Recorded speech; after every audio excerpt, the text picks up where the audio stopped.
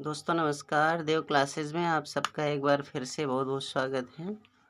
और आज हम लोग फिर से अपने पर्यावरण की दूसरे वीडियो में आपको सिखाते हैं। इसके पहले मैंने आपको 7 क्वेश्चन बताए थे, उसमें कुछ जो है टेक्निकली मिस्टेक के कारण जो है थोड़ा बड़ा वीडियो नहीं बन पाया, लेकिन इस बार हम थोड़ा सा उससे कंटिन्यू करते हुए आगे बढ़ते हैं। तो हम उसमें पढ़ रहे थे सतत विकास। सतत विकास के लिए क्या आवश्यक है? तो दोस्तों ध्यान रखेंगे, सतत विकास के लिए जैविक विविधता का संरक्षण, जैविक विविधता का संरक्षण, प्रदूषण का निरोध एवं नियंत्रण तथा निर्धनता घटाना सभी क्या है, आवश्यक है। ठीक है। टिकाऊ विकास की जो अनिवार्य शर्तें हैं वे सूचनाओं की उपलब्धता पर आधारित होती हैं। ठीक है। उल्लेखनीय है कि सूचनाएं सुदूर संवेदन तकनीक, सांख्यिकी विधि तथा भौगोलिक सूचना तंत्र, पर्यावरण सूचना तंत्र इत्यादि तरीके से प्राप्त की जाती हैं। इन प्राप्त सूचनाओं के आधार पर अनुकूलतम स्तर का निर्धारण किया जाता है और विकास की योजनाओं की रूपरेखा तैयार की जाती है। मतलब सतत विकास के द्वारा ही हम लोग क्या कह सकते हैं, विकास की सभी योजनाएं हमारे यहाँ तैयार की जाती हैं। ठीक है। नेक्स्ट क्वेश्चन हमारा क्या है, पर्यावरण के घटक कैसे क्रिया करते हैं? तो पर्यावरण विभिन्न जैविक या अजैविक घटकों से मिलकर बना है। किससे मिलकर बना है? जैविक या अजैविक। ये घटक आपस में अंतःक्रिया करते हैं। सामान्यतः यह अंतःक्रिया एक चक्रीय रूप में होती है, अर्थात तत्वों का चक्रण एक रूप से दूसरे रूप में होता रहता है। यह चक्रण प्रकृति में कार्बन चक्र तथा जल चक्र इत्यादि के रूप में दिखाई देता है। ठीक है। अगला प्रश्न हमारा क्या है, पृथ्वी के कार्बन चक्र में क्या होता है?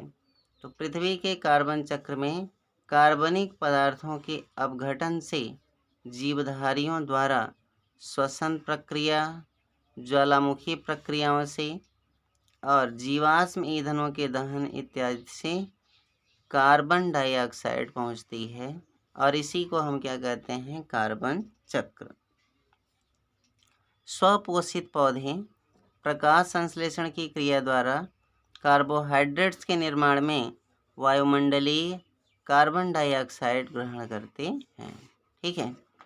कार्बन चक्र वायुमंडल में कार्बन तत्व का संतुलन बनाए रखता है। ठीक है।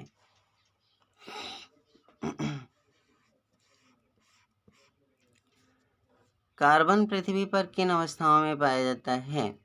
तो ध्यातव्य है कि कार्बन पृथ्वी पर बहुत सारी अवस्थाओं में पाया जाता है। यह अपने मूल रूप में ग्रेफाइट तथा हीरा के रूप में पाया जाता है। यौगिक के रूप में यह वायुमंडल में कार्बन डाइऑक्साइड के रूप में, वायुमंडल में कार्बोनेट और हाइड्रोजन कार्बोनेट के रूप में पाया जाता है। विभिन्न प्रकार के खनिजों में भी कार्बन पाया जाता है।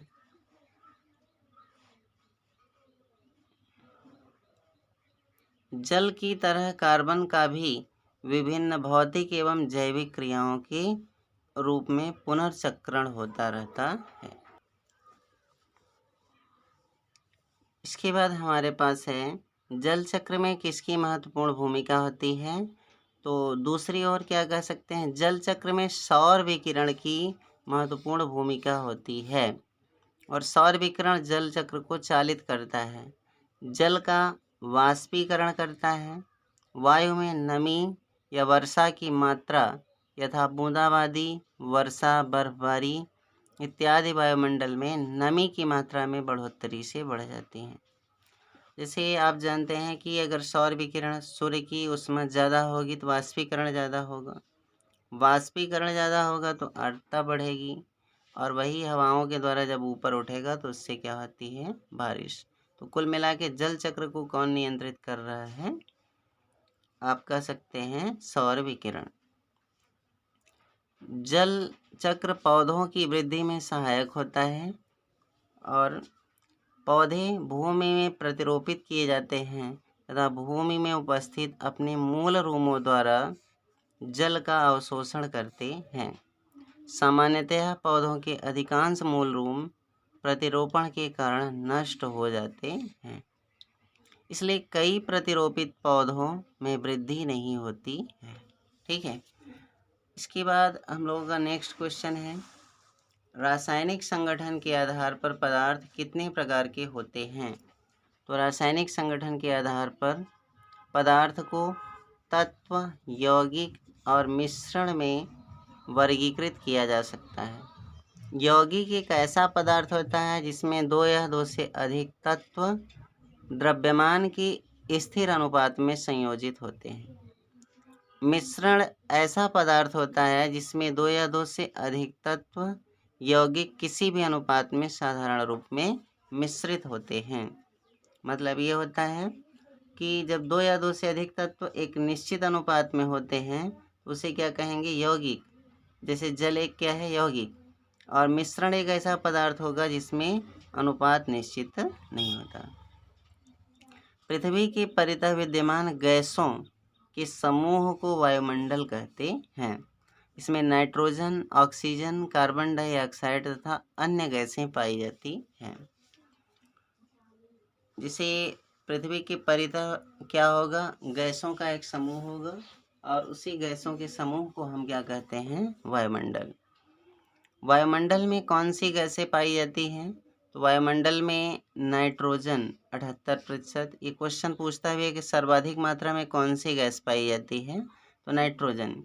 उसके बाद ऑक्सीजन 21% लगभग, आर्गन 0.93% और कार्बन डाइऑक्साइड 0.36%। ये बहुत ही इम्पॉर्टेंट है, अक्सर नाइट्रोजन और ऑक्सीजन तथा कार्बन डाइऑक्साइड के बारे में पूछ लेता है।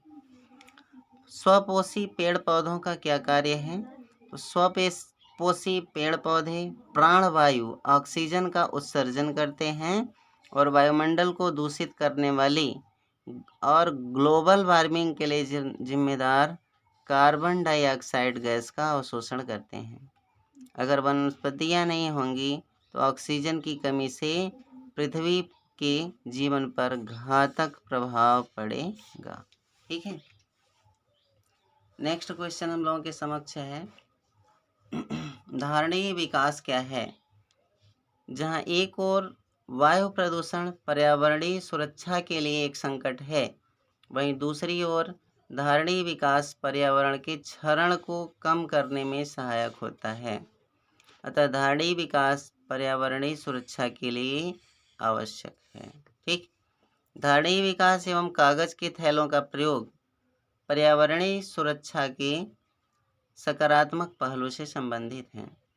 वातानुकूलन का पर्यावरणीय सुरक्षा के संबंध में नकारात्मक पहलू से संबंध है, जबकि गरीबी कम करने से पर्यावरण पर सकारात्मक व नकारात्मक दोनों प्रभाव पड़ते हैं। ठीक है, आगे है दोस्तों, गरीबी का पर्यावरण से क्या संबंध है? तो गरीबी का पर्यावरण से अप्रत्यक्ष संबंध है, जबकि धारणीय विकास, कागज के थैलों का प्रयोग एवं वातानुकूलन का प्रयोग पर्यावरण से क्या है? प्रत्यक्ष संबंध रखते हैं।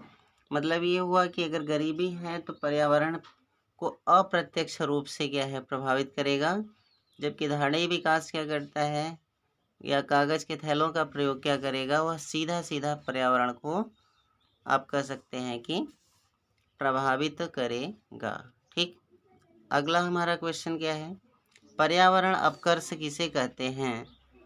प्राकृतिक आवास का विनाश, जैव विविधता की हानि या प्राकृतिक संसाधनों के क्षरण से होने वाले पर्यावरण के नुकसान को पर्यावरण अपकर्ष कहते हैं। पर्यावरण अपकर्ष प्राकृतिक या मानव जनित होता है, ये भी ध्यान रखना है। पर्यावरण की सुरक्षा हेतु धारणीय विकास बहुत ही आवश्यक है। पृथ्वी पर विभिन्न प्रकार के संकट क्यों उत्पन्न हो रहे हैं? तो पृथ्वी पर विभिन्न प्रकार के परिवर्तन जलवायु परिवर्तन के कारण उत्पन्न हो रहे हैं।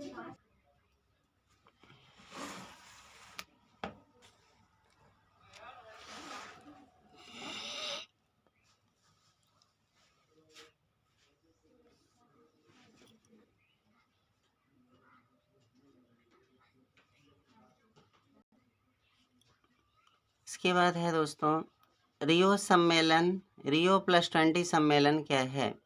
तो वर्ष 1992 में आयोजित पृथ्वी शिखर के सम्मेलन के ठीक 5 वर्ष बाद 23 से 27 जून 1997 को न्यूयॉर्क में संयुक्त राष्ट्र महासभा ने एक विशेष बैठक का आयोजन किया, जिसे रियो +5 या पृथ्वी सम्मेलन +5 के नाम से जाना गया। यह एजेंडा 21 को लागू करने की दिशा में उठाए गए कदमों के मूल्यांकन हेतु बुलाया गया था। ठीक है। रियो +10 का आयोजन जोहान्सबर्ग, दक्षिण अफ्रीका में सितंबर 2002 में किया गया। +10 का मतलब ही क्या है कि यह 10 साल बाद आयोजित किया गया। अब इसके बाद क्या होगा? रियो +20 का आयोजन रियो डी जेनेरियो में या ब्राज़ील में जून 2022 में आयोजित किया गया। ठीक है। अब आगे क्या है, किस लिए किया गया था? वही पृथ्वी सम्मेलन की जो उद्देश्य था उसको जो है आप कह सकते हैं कि जानने के लिए कि वह कितना सफल है कितना नहीं है, इसके लिए। अगला क्वेश्चन हमारा इसी पे आधारित है। रियो +20 सम्मेलन का उद्देश्य क्या था? तो रियो +20 धारणीय विकास पर संयुक्त राष्ट्र सम्मेलन का एक लघु नाम है।